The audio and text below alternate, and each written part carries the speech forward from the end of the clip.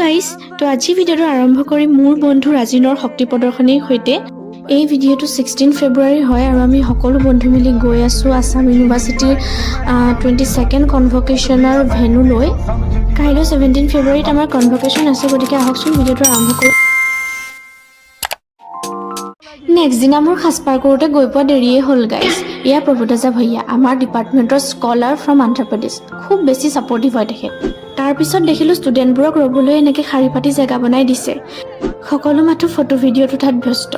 সেইকাৰণে মোৰ বন্ধু পাৰ্ভেশে ক'লে বলচোন আমিও ফটো উঠোঁগৈ, আৰু সি আমাক লৈ গ'ল ইউনিভাৰ্চিটিৰে লভাৰ্ছ পইণ্ট বুলি কোৱা জেগা এডোখৰত। তেতিয়া মই ক'লোঁ আমাৰ নিচিনা বৰলা বৰলি মুখাৰনো লভাৰ্ছ পইণ্টত কি কাম। শেষত গৈ হেল্থ চেণ্টাৰৰ ওচৰৰে এইডোখৰ জেগাত আমি ফটো উঠিবলৈ কৰিলোঁ। সেই সময়তে ৰিয়েলমি প্ৰ'ত ফটো মাৰি থকা আমাৰ মাজত লগৰ এটাই দিলে নহয় নিজৰ আইফোনটো ফ্লেক্স কৰি। মই বোলো মোকো মাৰ ফটো কেইখনমান।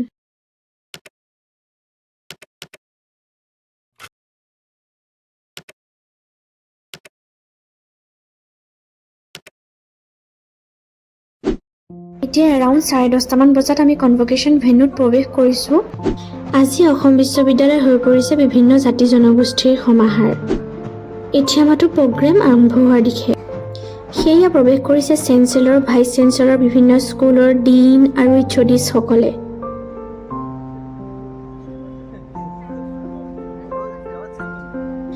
আৰু সেয়া যে দেখিছে, সেয়া হৈছে আমাৰ স্কুল অফ ছ'চিয়েল ছায়েন্সৰ dean professor Jayati Bhattacharya ma'am. তেখেতক দেখি আমি খুব এক্সাইটেড হৈ গৈছিলোঁ।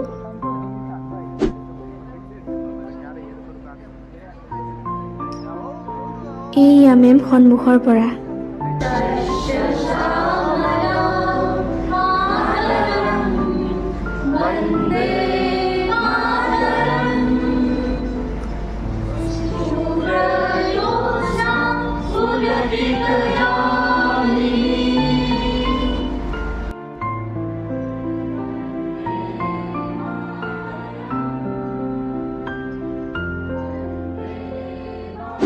অসম বিশ্ববিদ্যালয়ৰ 3টা কেম্পাছ আছে। শিলচৰতো হৈছে মেইন কেম্পাছ, তাৰপিছত ডিফু কেম্পাছ এণ্ড কাৰ্বি আংলঙৰ কেম্পাছ। গতিকে ষ্টুডেণ্টৰ কিমান ভিৰ দেখিছেই নহয়।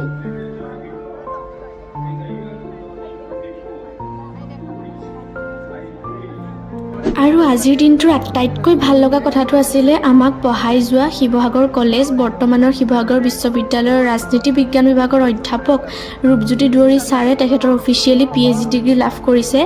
ছাৰৰ এই এচিভমেণ্টৰ সময়ত তাত থাকিবলৈ পাই তেখেতৰ ছাত্ৰী হিচাপে খুব সুখী আৰু গৌৰৱ অনুভৱ কৰিছিলোঁ।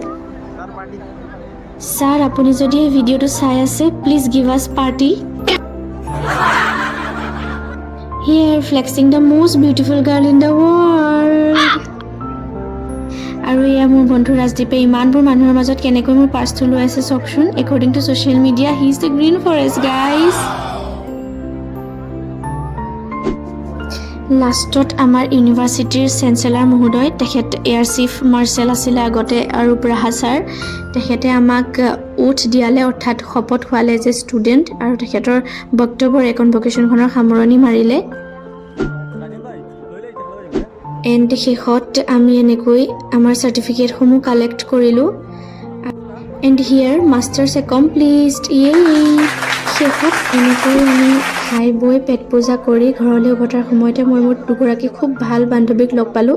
ইমান জনসমুদ্ৰৰ মাজতে সকলোকে লগ পোৱাটো পচিবলেই নাছিল। তথাপিতো আজিৰ দিনটো খুবেই স্মৰণীয় হৈ ৰ'ব।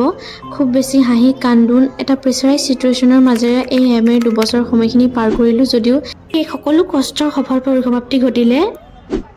আকৌ লগ পাম অন্য এটা ভিডিঅ'ত। Till then bye, have a good day.